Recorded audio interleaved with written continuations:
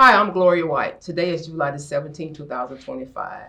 Today, my guest is Pastor Will Graves. Pastor Will Graves, how are you? I'm blessed of the Lord, and yourself? I'm doing wonderful. Thank you for stopping by for this oral history interview. Pastor Graves, were you born in Montgomery County? Yes, I was. If so, tell us about your childhood and growing up in Montgomery County. I was born in the hospital here in Conroe, but my parents lived in Montgomery, Texas.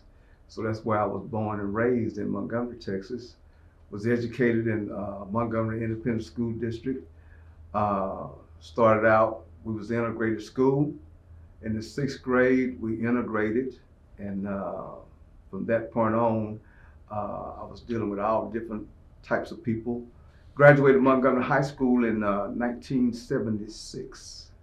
It was approximately 45 kids in my graduating class back there in those days. And from there, I was encouraged by my pastor and his wife to further my education. I didn't really want to go to another 4-year school. They said if you get a trade or something like that, and I didn't want to go to the military, that I could, be successful. So I left Montgomery and moved to Dallas and went to a technical school called DeVry Institute of Technology. And I was there for 2 years and earned what equivalent now to associate degree. And that's basically my education background right there. So talk about some of your teachers when you were in school in Montgomery, elementary school, high school teachers, or some of the things that y'all did in school. Okay. Just growing up in that area. In elementary school, our teachers were a little bit different than our teachers today. Our teachers, when we grew up, everybody learned. I mean, they made it their business. You may have been a little slow or whatever, but you was gonna learn. And we had, back in those days, they could still, still spank you. So a lot of times some of the kids had to be corrected, but we learned. And one thing I can remember, and it brings a smile to my face sometime when I think about it and I tell the story. My mom and dad always push, education, get good grades and stuff like that. And I think I probably, maybe it was in the 5th grade, and we got this PE teacher that came in, new to the Montgomery, didn't know how country people operated, whatever. So I was in his gym class, and he gave everybody in the gym class a 75, which was a passing grade. And so when I took my report card home, my mom looked at that, and she asked me why I got a 75. I said, I don't know. And I never will forget it. She went up there and told that gym teacher, my son ain't never made a 75. And he asked the lady, which one of them are your sons out there? And she pointed me out. She said, next time give him what he earned, not just give him a grade, a passing grade. Because she made sure I got all my assignments, did all my homework. If there was any issues, she would come up to the school. She was part of the PTA and all that kind of stuff. She was involved in not only me, but all of her children. So I learned from a young age to do my best and to excel. And still today, I still remember that, and I live my life that way. So coming out of high school, I did well, but I could have did better, to tell the truth. During that time, racism was going on, and some things that I didn't like, but I couldn't do nothing about it. And I just didn't do my best. And later on in life, I realized that if you got the potential, live up to your potential. So my whole attitude about life changed. And then that's when I started watching my life start elevating. Things began to come my way. And so even in church, our pastors and our pastor's wife and the sisters and brothers in the church, they would always tell us to do your best. Mm-hmm. And that's my thing now. I told my children when they left home to go to college, because they did go to college, I said, just take care of your business. They knew what that means. That means do your best. If you do your best, your work will speak for you.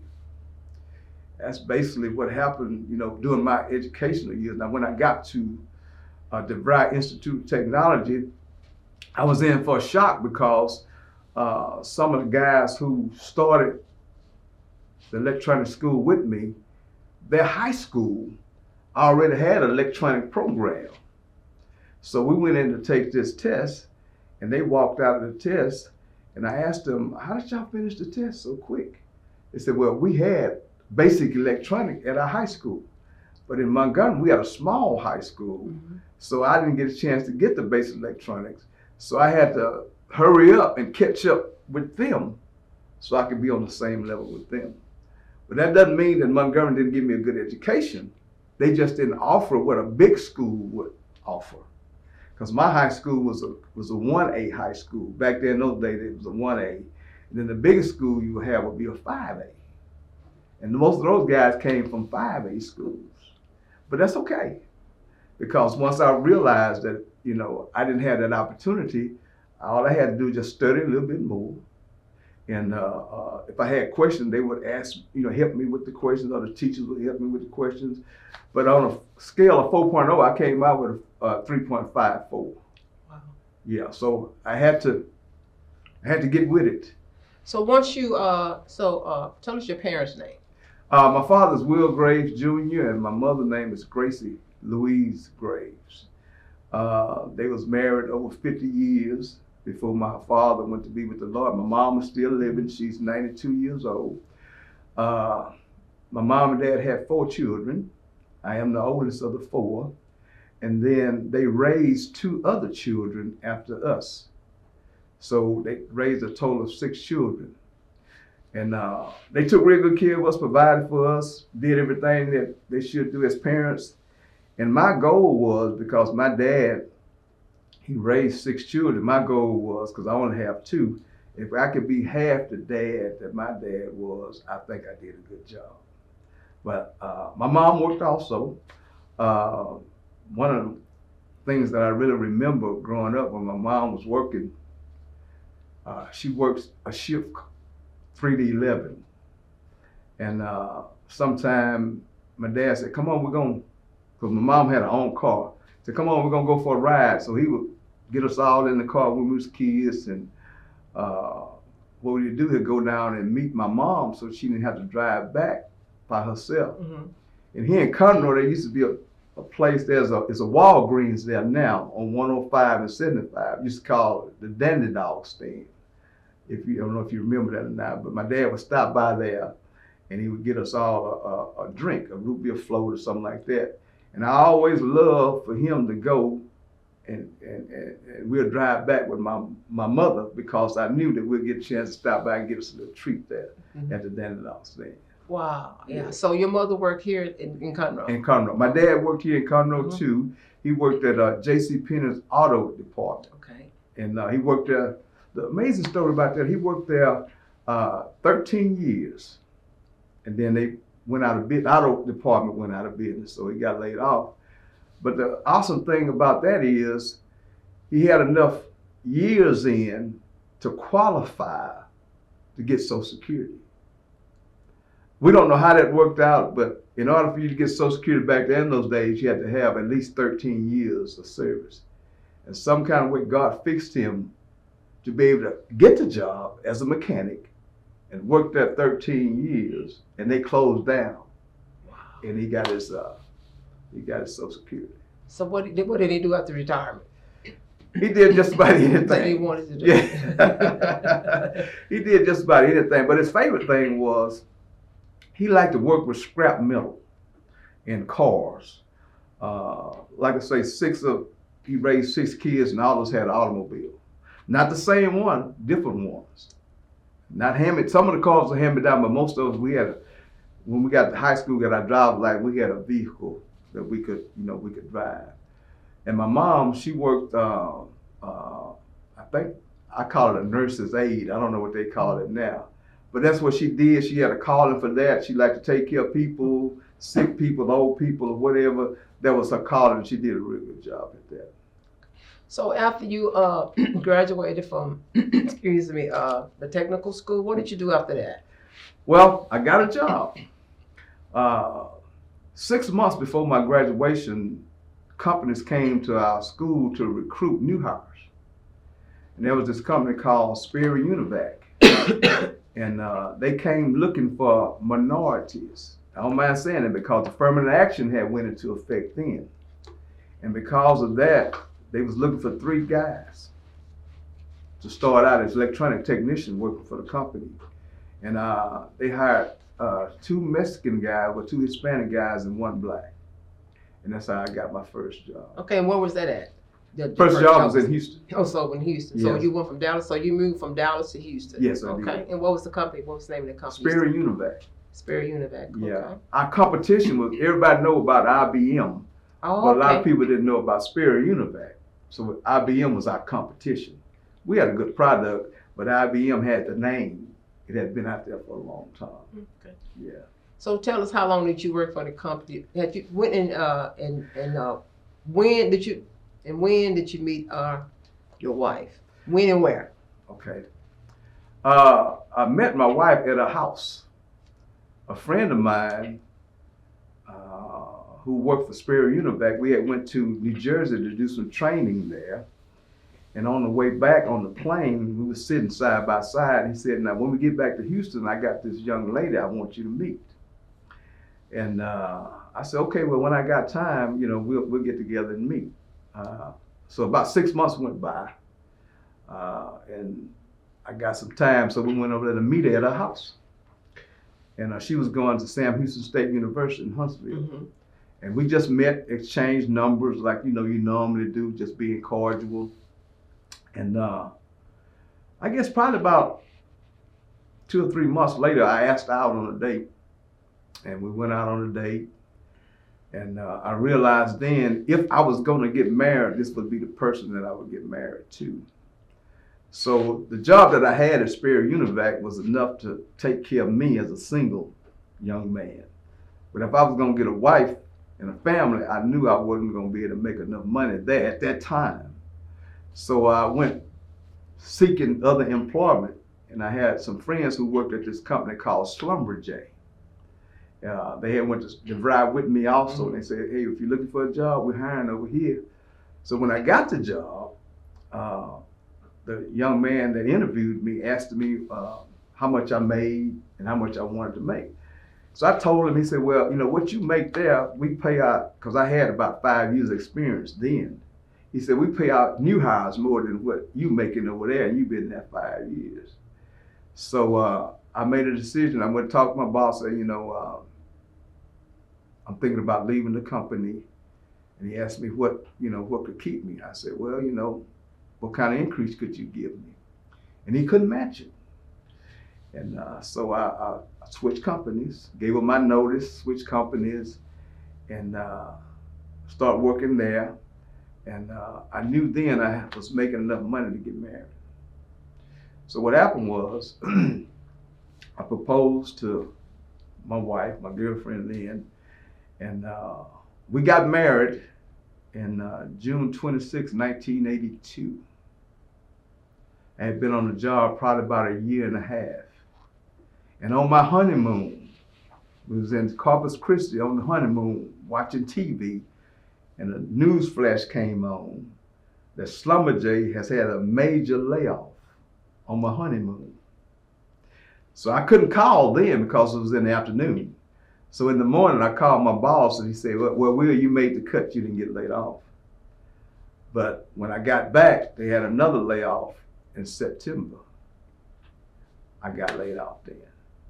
So I was only married a few months, and then I got laid off my job. But I had saved some money, my wife was working and things like that. And we overcame that situation. We overcame that situation. Wow. Yeah. So when you got married, did you move? You moved to Houston? I was in Houston then. Mm-hmm. When I got married. I had been there for a while. And then when I got laid off, my father had a house in Conroe. He told me, said, you and your wife, if y'all go and fix that house up, you can stay in that house for free. It was over on Hicks Street in Conroe, right across from railroad tracks. Mm-hmm. And so I told my wife, I lost my job and that, but she wanted us to move in with her parents. That's a no-no for me. I'm not made that way. I knew the Lord would make a way. Now, her parents had opened up the door for us to come in and move and all that kind of stuff. So I told her, no, you know, and her father told her, you follow your husband. And so we fixed the house up, came down. We lived here for probably about a year, year and a half. And then we moved back to Houston because I was able to get a job in Houston. And that was one of the best things I learned is how to handle my money, because you never know when you're going to get laid off.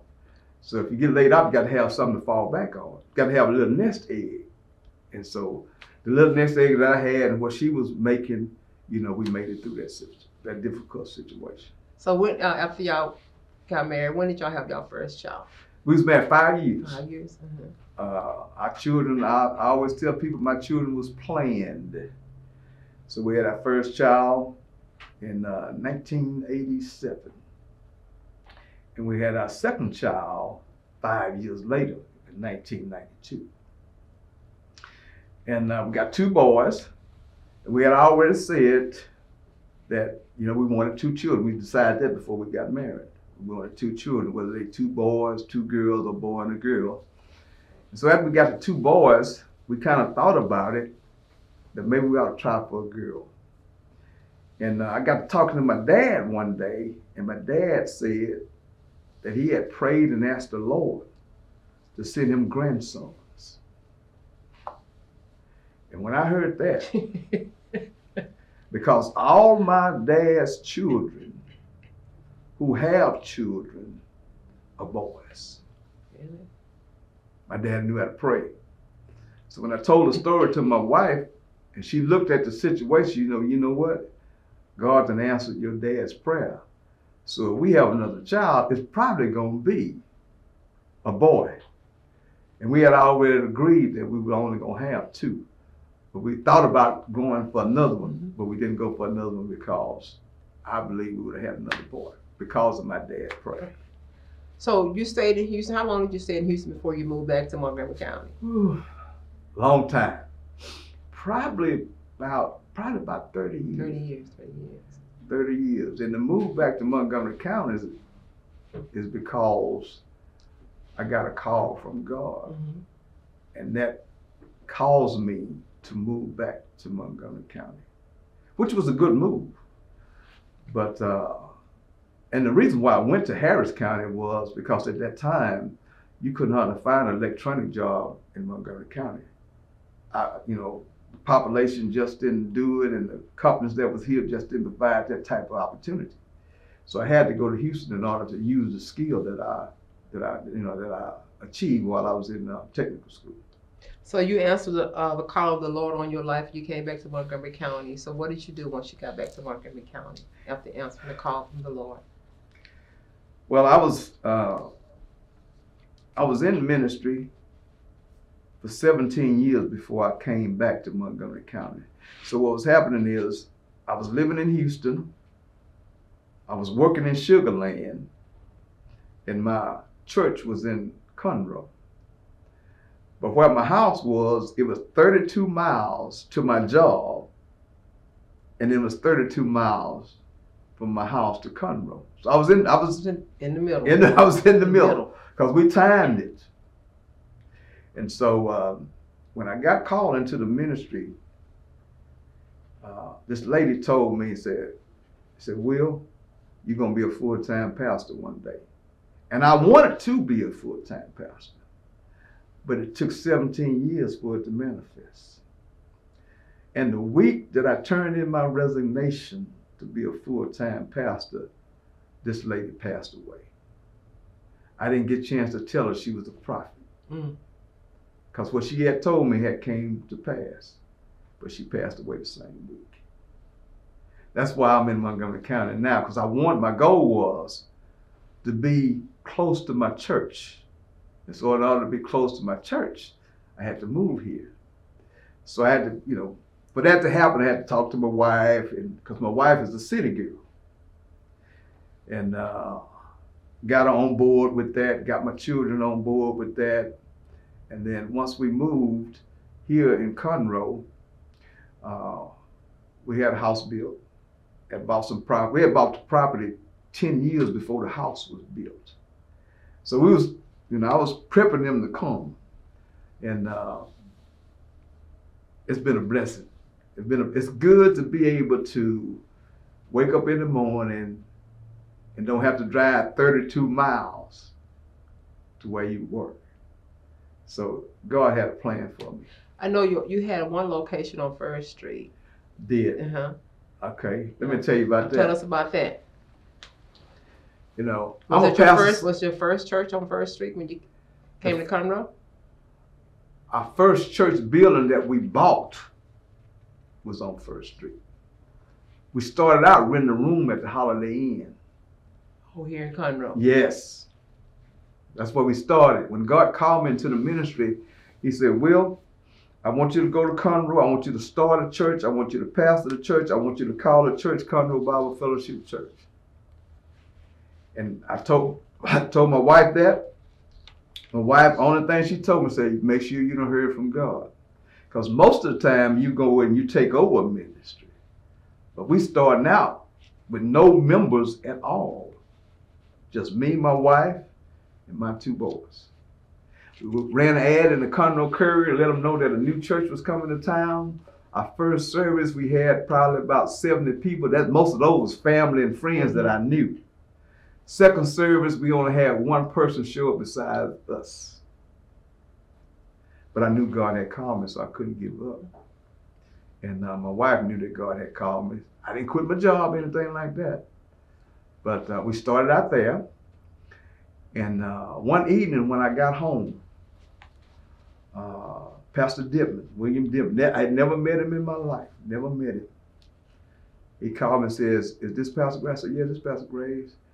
He said, well, the Lord told me that I'm supposed to rent my church to you. I said, well, keep talking, because, I never met you. Don't know who you are.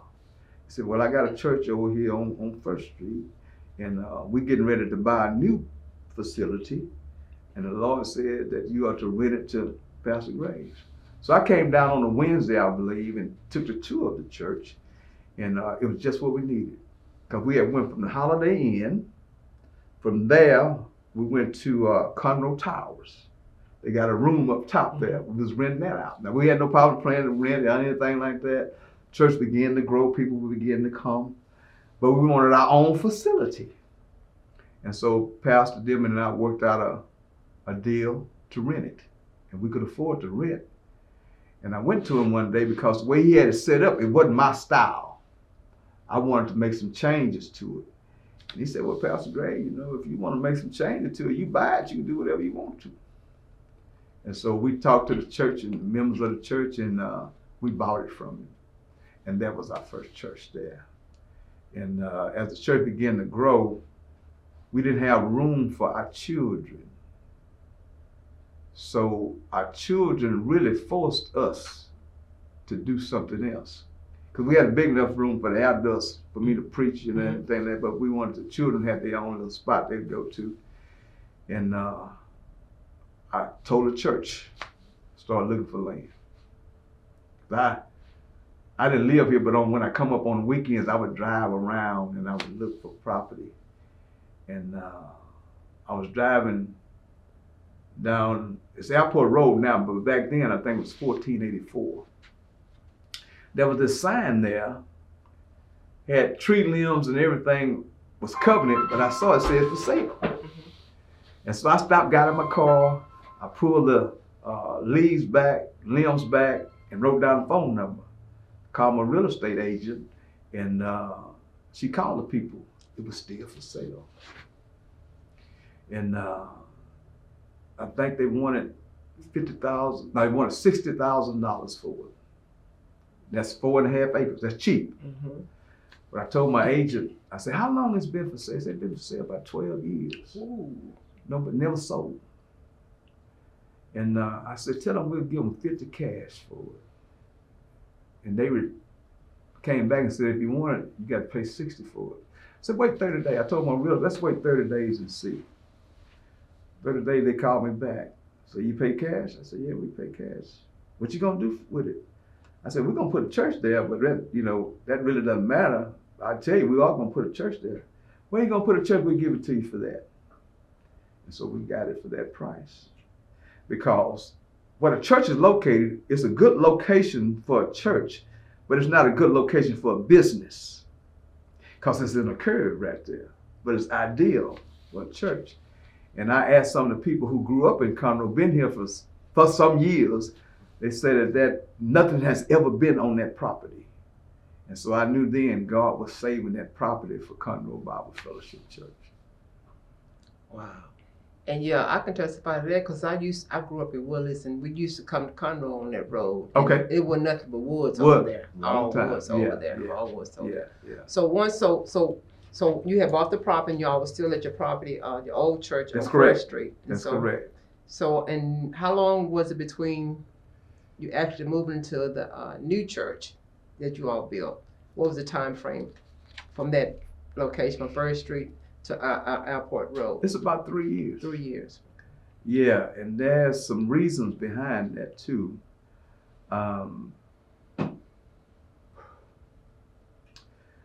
To buy the property, we found a bank that would finance us to buy the property because we didn't have the cash to buy it for $50,000. We had to finance it. So we financed it. The bank gave us a term of 5 years. We paid it off in 1 year. And so I thought we had a good relationship with the bank. And so I went back to the bank and talked to them about financing the building of a church. And we estimated the church would probably cost us about $350,000. But the bank wasn't willing to give us the $350,000. They gave us the $50,000, but $350,000 is a lot more. So the guy who we dealt with, he sit me down and said, Pastor Graves, I'm gonna tell you why we don't wanna give you that money, because the bank will look bad if we have to repossess that church. I said, okay, well, you telling me why you won't do it? Because you don't believe we're ever gonna be able to pay for it. That's what you're telling me. And so with that in mind, I came back to the church. I said, all the money we have in this bank, we're gonna take it out, because they wouldn't work with me. And so we found a bank in Conroe. They had just moved to town. They called Mid-South Bank. And I walked in there, talked to a young man. His name was John Ditton. And he looked at all the information that our church had. Then he looked at my personal information, because I got to be the guarantor. I got to guarantee the loan if we get it. And he looked at all of them and said, I don't see why they wouldn't give it to you, because y'all, you look good. And he said, well, this bank has never loaned money to a church, but I'm gonna go fight for you. So I think the headquarters at that time was in Beaumont. So he went to Beaumont, presented it to everybody, came back, he said, you've been approved. And we got the loan, got started, knowing that we still had the old building. So we was gonna get started, and then we was gonna, after we move into the new building, we was gonna sell the old building. That'd be more money we could pay back on the loan. And so during our process of building the building, we had some problems with a contractor.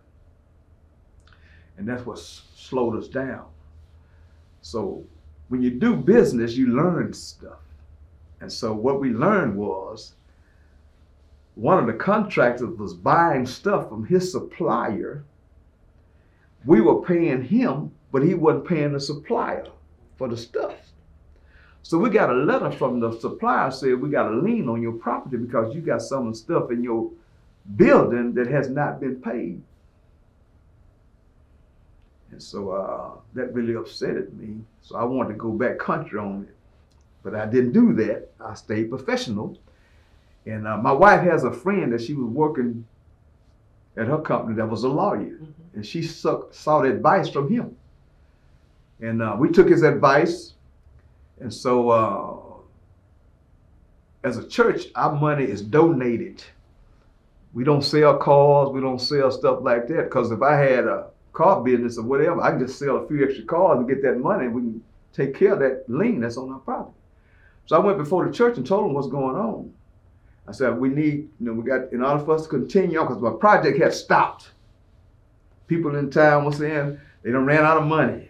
We didn't run out of money, but we had some extra money we needed in order to pay this guy off so we could continue. So anyway, we raised the money, paid the guy off. Come to find out, the guy went out of business because he did the church wrong. Now we didn't ask God. We didn't ask God to bankrupt him or anything like that. So it had got to the point where we were just talking.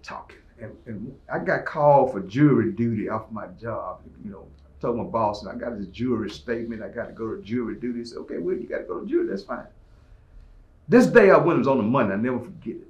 It was on a Monday. This day they didn't call me for the jury. I always get picked. Always. This day they didn't call me. And I'm sitting in the jury pool and I said, oh, the Lord is moving because they didn't call me. I got in my car and drove to this guy's place of business. He was the only one there. So me and him face to face. To be legal, he had to sign this piece of paper that released him from off of my job. And so I convinced him to sign the papers. He signed the paper that released him. So I'm having a meeting now at Lubis with my board, talking about how this guy has messed us over, but we done paid it. This young man walks by and hear what we talking about. He went into the bathroom to wash his hands. He come back out and he gave me a card. He said, now, this is what I do. And if you need some help, let me know. And I do it for 50% of the cost. Never met the guy before in my life. And we sit there and we talk. I said, God's still moving. So we called the guy. He finished up what the guy wasn't able to do. He finished it up for us and did a lot more stuff for us for 50% of the cost. That's amazing. So I know God was on our side. And our church knows it too, because I told them every step, wasn't hiding anything from anybody, because it was their money that they was given to build this project. But we watched how God moved.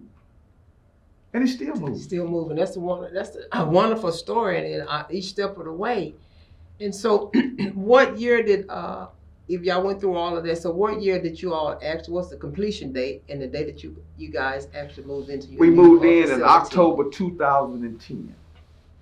October 2010, and let me add this to the story, okay? The architect that drew up the plans for our building,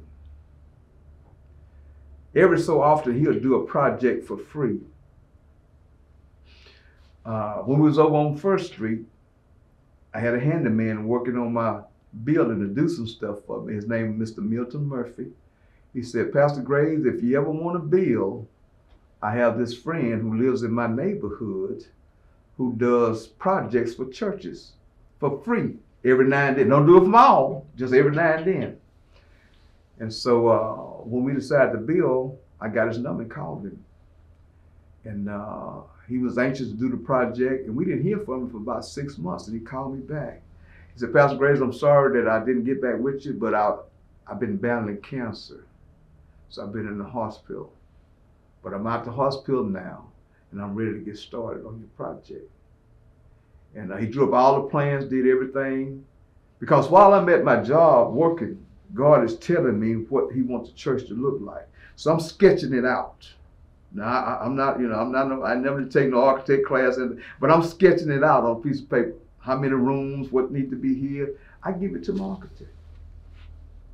He said, Pastor Graves, I'm going to try to get this as close as possible by code because God gave you that.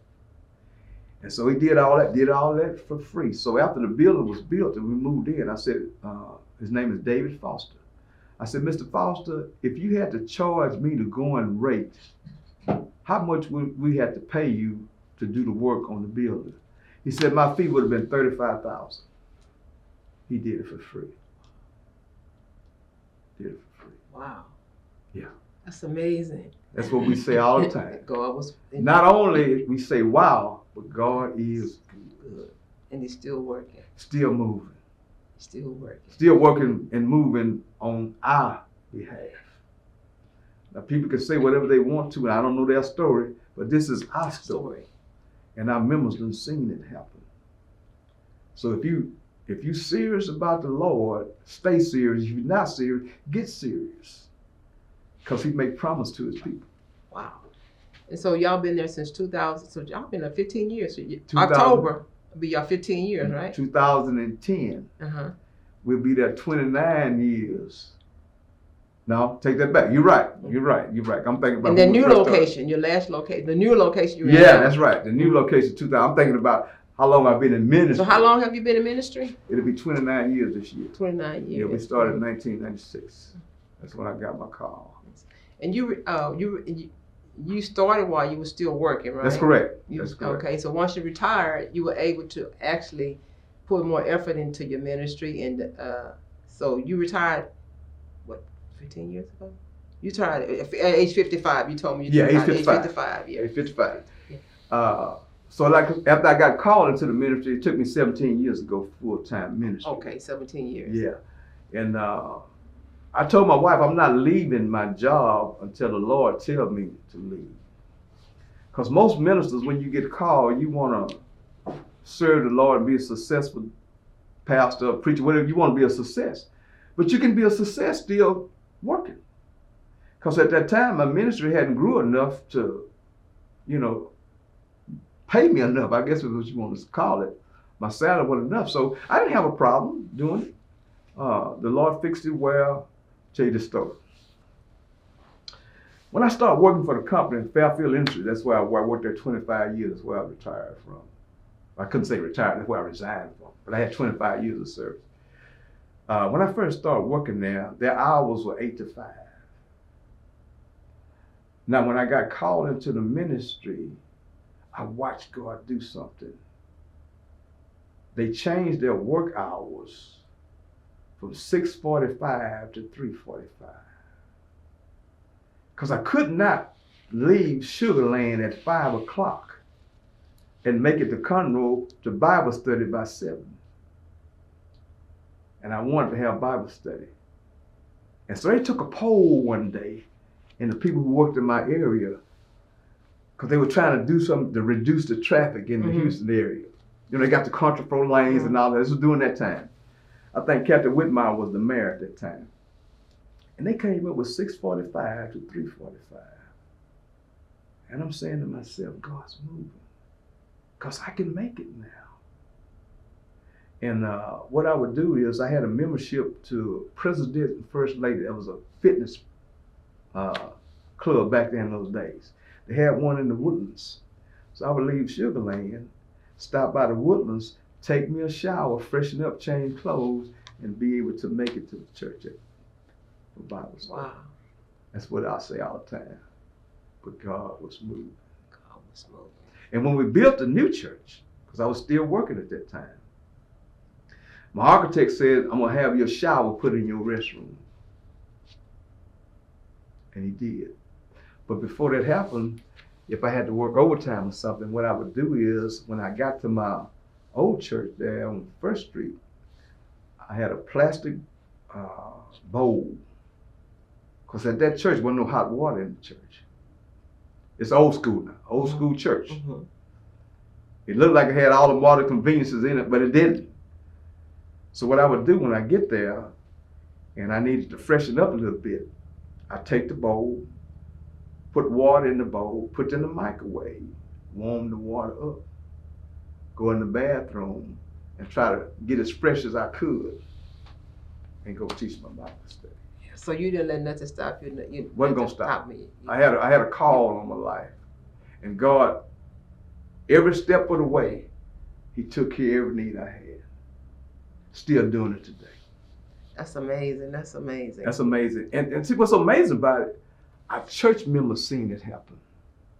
So they have a faith now that's way above the norm because they watch God do it. Watch God do it. And they're part of that. They're part of that. So, do you live in Conroe? I live in Conroe. You live yes. in Conroe. You live in Conroe. I live in Conroe. I'm probably about 4 miles from my house to my church. Oh, okay. It's from your house. So if your wife, she retired too also? My wife is retired and she works for the ministry now, part-time. Oh, part-time. She part-time. Yeah. Oh, okay. And you said she does Meals on. Do you have any grandkids? Are your kids? Are your I got sons 2 married? grandchildren. Okay. So you got 2 boys. I got 2 boys, and one of my sons has two kids. Okay. We got a 6-year-old granddaughter and a 3-year-old grandson. Okay. My youngest son just got married, Okay. so we put it on him to bring Papa some more grandkids. So, Pastor Grave, your story is very as one that I really enjoyed, and how your faith has brought you this far, and how all your moves you said God was in it, so God is really moving, and so you stay with God the whole path, and you're still with God. So how can you encourage some of our young people that's going through future generations that's maybe going through things or difficulties in life? What words can you give them to encourage them to continue on and trust in the Lord? You always want to put God first.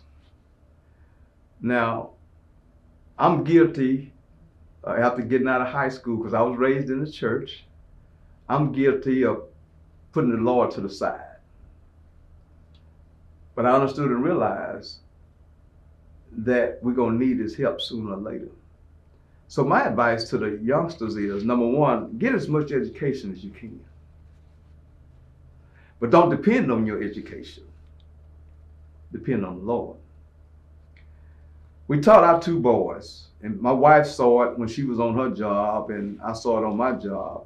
Back in the day, it used to be, if you had to get up and go in you and didn't have the education behind you, you could advance on your job.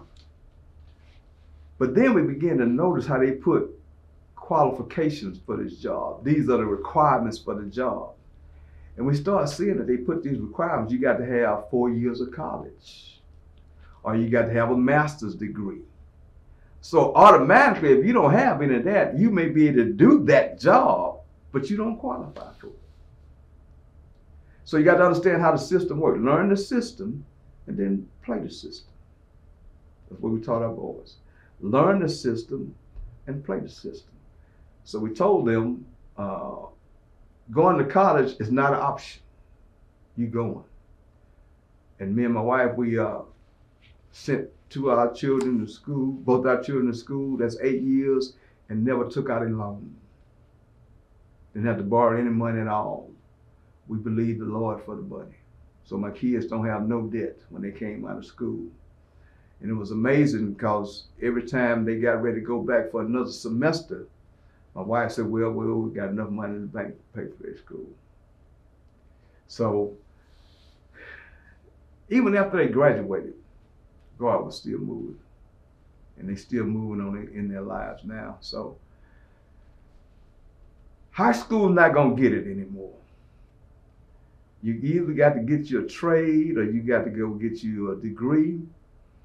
Now, in our day and time, if you can be a plumber, or electrician, you got to be trained to do it, but you don't have to go to school 4 years to do it.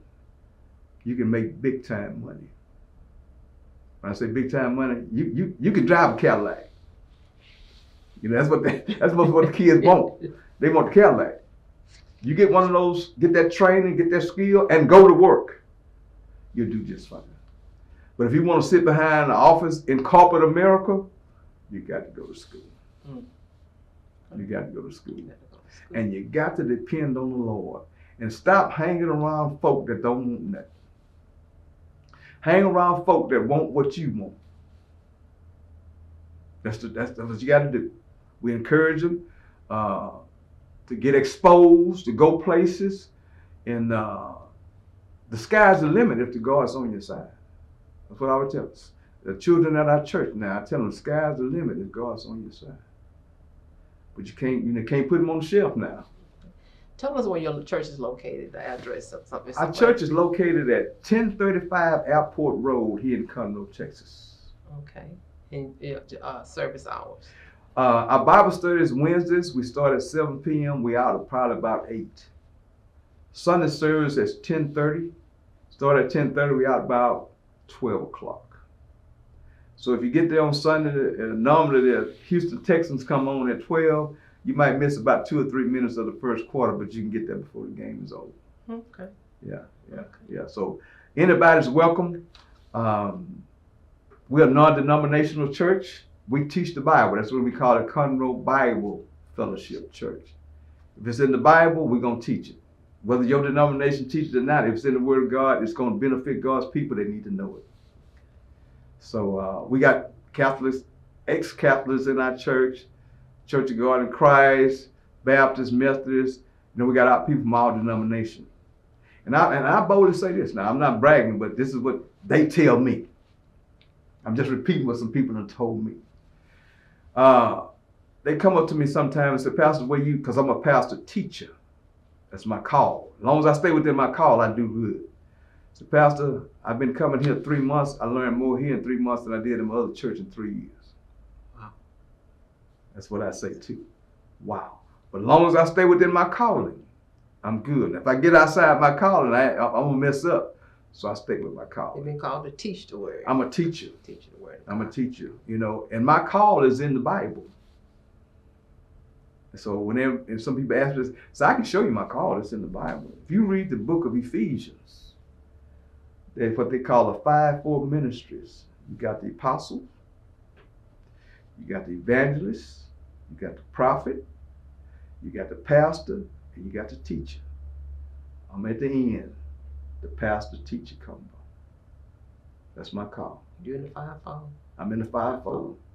And it's demonstrated. People will tell you all the time, you're good at what you do, because I stay within my call.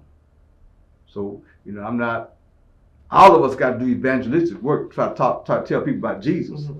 But I don't travel around the world doing that. Yeah, you stay in your lane. I stay in my lane, run my race. Yeah, that's good. And my people love it. That's a blessing right there. Yeah. And I got some people who don't even go to church, and they'll tell me, say, that's the reason why you're successful, you stay in your lane. When people don't go to church, tell you that. you must be in your lane, right? Stay in your lane, stay in your lane, and let the Lord continue to use you as you do His work down here on the kingdom. Well, Pastor Graves, it's been my pleasure and honor to talk to you as part of this history interview. You've shared some highlights of your life and your stories, and you talked to us about how God has been with you all through your journey. He continued to be with you, and I just thank you for taking the time out to be a part of this project. It's a pleasure to be here. I thank you for thinking of me to give me a chance to share my story. I want to say one more thing if I can. Go ahead. You sure can. Young kids who are growing up as, teenagers going to be grown one day. You can't make it without income. You can't make it without money. 3 Sundays ago, God showed me a scripture in the Bible that basically says, in the scripture, that money makes the world go round. Now, I got this out the Bible. I'm teaching this to my people. God showed it to me. I'm sharing it with them. So don't ever get to the point where you think that you can be successful without labor. The Bible says that you have to labor, and then you receive what the Bible calls a wage. We call it a paycheck. And what you need to do is when you get your paycheck, make sure you don't spend all your money. You need to save some of that money, because you never know when you're going to need something to bag up. If you don't have nothing in savings, you're going to be lost. And years ago, when I first started learning about giving the tithe, because the church that I went to back in those days when I was a kid didn't teach tithing. And so when I learned about tithing, I told my wife, this is what we need to do, because as we give to the Lord will get involved in our finances. So what I had to do in order to be able to tithe, I had to pay some bills off. So I took a job throwing a newspaper for a company called the Houston Post. They don't went out of business now, but if y'all can remember, there used to be a newspaper. It's only one in Houston now, that's Houston Chronicle, but it used to be a Houston Post. So I prayed and asked God to show me how to invest money, because I really didn't have any to invest, but I knew I was going to get some. And one night, out of the blue, I'm listening to the radio. This guy came on the radio. He was broadcasting somewhere in Colorado. Came on, he said, now there's a company that's called 20th Century that would allow you to start investing for $10 a month. That's years ago, $10 a month. I said, I got $10. So I called the company and said, yeah, it's true. 30 days later, I couldn't pick that guy up on the radio no more. He's off the radio. I couldn't pick him up no more. God was moving. Couldn't pick him up no more. But I'd already started this account. And once I started the account, my wife had just graduated and got her master's degree. And she came to me and said, Will, I got my master's, but the company I work for won't promote me. She was working for Exxon USA, big oil company. And in order for her to advance, she had to have a master's degree. So she went back. My wife liked school. So she went and got a master's, but they wouldn't promote her. And so she went and found another job, and Exxon told her, say, you're not working here anymore, so you got to take your money out of our 401k. But I had just started this account. And I told her, go ahead and take it out because you don't work there anymore. We're going to start an IRA because God began to teach me about money. So I took the money and I invested with this company, 20th Century. And we left it there. And I'm telling you, what God did with that money is amazing. When I say, I can't tell you the amount, I don't like to talk about amounts. But I tell you what, I'm glad God told me about, and I still have that same account right now. Wow. Still have that same account right now. And all it's been doing is making money. The secret to it is learn the system and then play the system. Learn the system and then play the system. That's all you got to do. When it comes to taxes, you know, my CPA, he knows some stuff that I don't know. Because I'm a pastor, I get certain breaks. So I let him do my taxes. So I don't have to pay as much taxes as other people. He saves me money. Now I got to pay him to do it, but it's worth it. So youngsters, I always remember, money is what makes the world go round. If you got God, you got money, and you're loyal to God and not to your money, you'll be all right. Because the Bible says, for the love of money is the root. Don't love it, just use it what it's here for. And you'll be all right. That Cadillac is on the way. Thank y'all for having me. I had a great time. And if I could do anything else to be a blessing, y'all just let me know. Thank you. God bless you. God bless you. Thank you, Pastor. You're welcome. You're welcome.